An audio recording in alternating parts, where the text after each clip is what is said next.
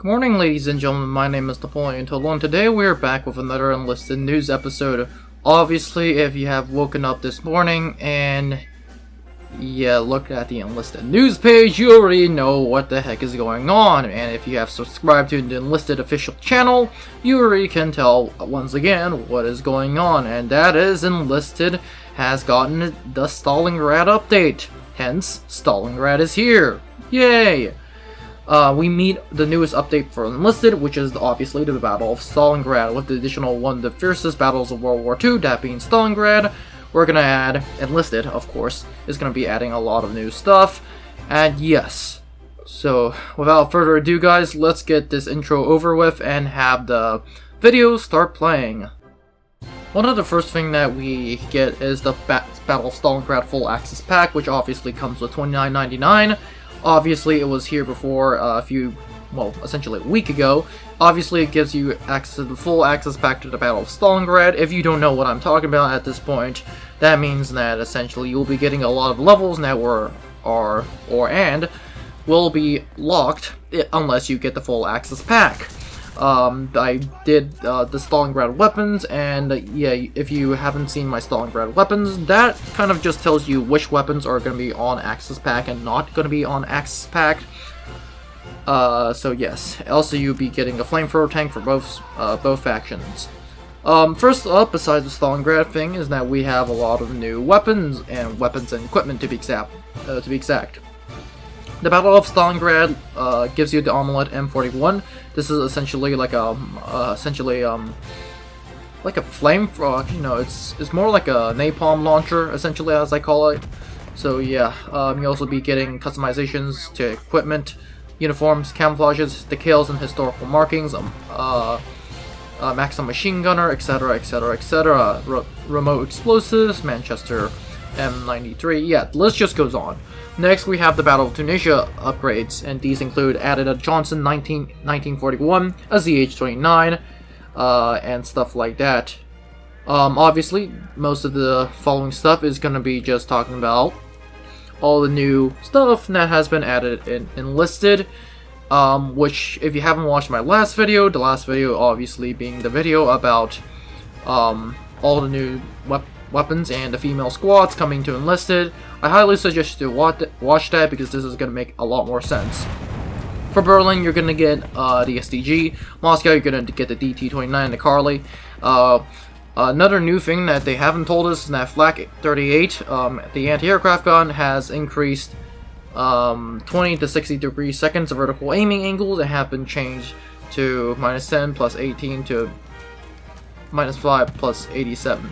So essentially these flak guns, or anti-aircraft guns, are going to have the depression minused, so that means that they can't depress as much anymore, but their uppression angles, or how high they go, remains the same. That means it's going to be slightly harder to take out infantry. They've also upgraded the following models for the Kar 98K, the MG42, Mannlicher M93, the PPSH-41, and the PPSH-41 box magazines. The Battle of Stalingrad actually gives you a lot of new stuff. The USSR, the T-70, the T-34, with the LE-11 gun, which means it's the T-34-85. Sorry, the T-34-74, the T-34-76, I think. One second. T-34-76. The T-34-76 is a 76mm gun. The LE-11, if I'm not correct, is a 76.2mm gun that is armed for T-34 model 1940, and this KV-1, which you will also be giving with the LE-11 gun. You also have a bunch of other T-34s, and obviously the early war models, and then you have the German tanks, including the Panzer III-J, the Panzer III-N, the Panzer IV-F2, the Panzer IV-G, and yeah. Next we have the USSR craft, a Yak-7B, P-40E, Su-2, Boston Mark III, all of these wonderful stuff. And you have a Bf-109, E-7, AR-81C, Junkers Ju-87D3, Polet 633 for the Germans. Battle of Moscow adds a lot of stuff, so does the invasion of Normandy, Berlin, Tunisia, all that wonderful stuff has been covered in the last videos.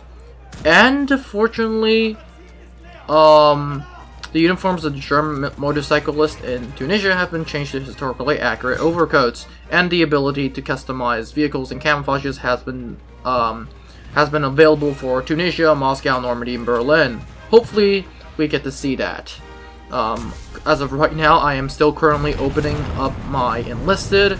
It's about halfway done, 14 minutes left, so we're just gonna see what happens.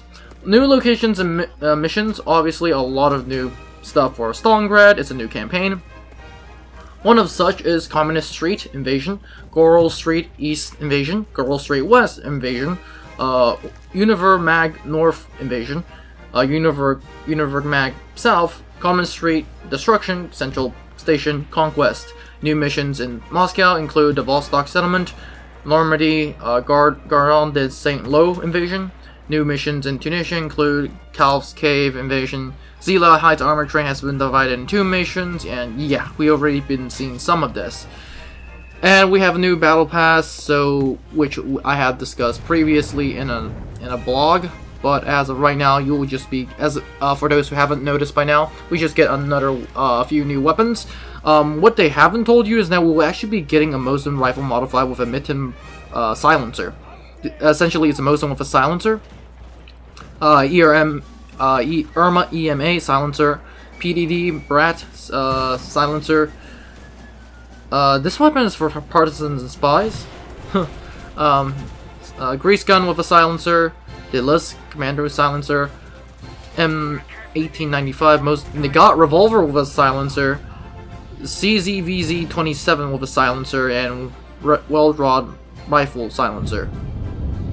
And then you have the ability to call, and then you have the new abilities in which you can call bomb strikes the Battle of Moscow. The Battle of Berlin. Sorry. What am I saying? The new ability to call in radio operators with radio operator level 2s to call in bomber strikes in the Battle of Stalingrad. So that's wonderful.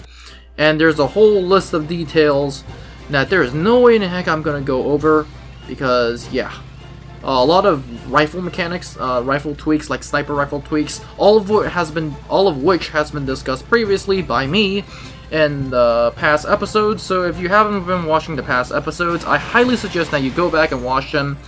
So yeah, AI soldiers, and you can now add AI controlled gunners to the rear of turrets, to be exact, aircraft. And we'll be getting new graphics. So yeah, a lot of good stuff, a lot of sound stuff, and fixes. This is kind of new, so I'll just be going over this. First fix that they did is fix the jumpy movement of the train. Thank you. I think they've actually listened to me, not that they really care.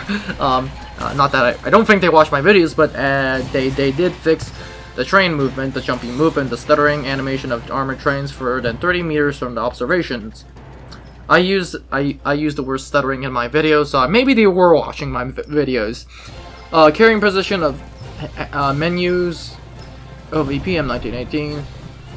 The carrying positions of several handheld weapons, including the Irma M1944, OVP 1918, Bren, have been changed. That's good. I obviously have to open the game up to see what the heck is going on. Camera movement is now much more smoother when you're in a down state. Fix the ambience of the radio operator and squad menu. Fix the camera reset when occurred in every AI enter a vehicle with a weapon, for example, a motorcycle with a machine gun.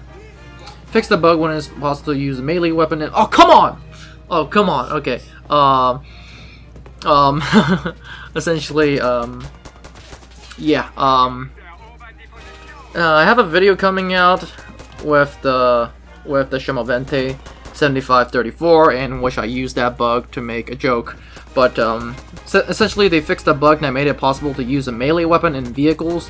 Fix the bug in which they caused the suicide button not to function in the menu. Fix the alt key locking for PC on window. Honestly, I don't even know what that does. Oh wait, I know what it does. The alt key, yeah, that changes your language on the computer, so that's a pain to deal with. Fix vehicles getting stuck on spawn points, following missions, Reichschancellery, Ruins of Val, Invasion of Normandy, Battle of Tunisia campaigns. Fix the disappearance of stationary machine guns when destroyed. Fix the time counter overlapping in the name of the event of main screen. Fix the bug of... Okay, I don't know. A lot of these bugs I don't even know about, but the big bug about having the stuttering train is fixed. Hooray!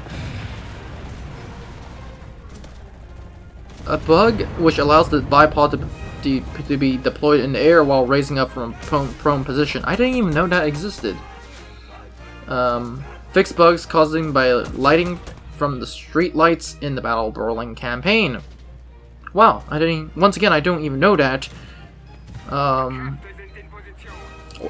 Okay, I'm just happy that they fixed it. Yes, obviously my game is still loading up, so essentially I just have to start playing the game. Obviously, I will obviously record first 2 games, and yeah, but a lot of new updates. I'm pretty hyped, and some people who have already played it have been telling me it's pretty fun. And yeah, I'm really looking forward to play the game. And I think this is pretty much it for this episode, guys. At this point, I think everyone who has enlisted should go for 1 or 2 rounds in Berlin. If you like it, continue on. But yes. Well, that's it for this video, guys. Have a great day. Play Stalingrad if you haven't. And I'll see you in the next one.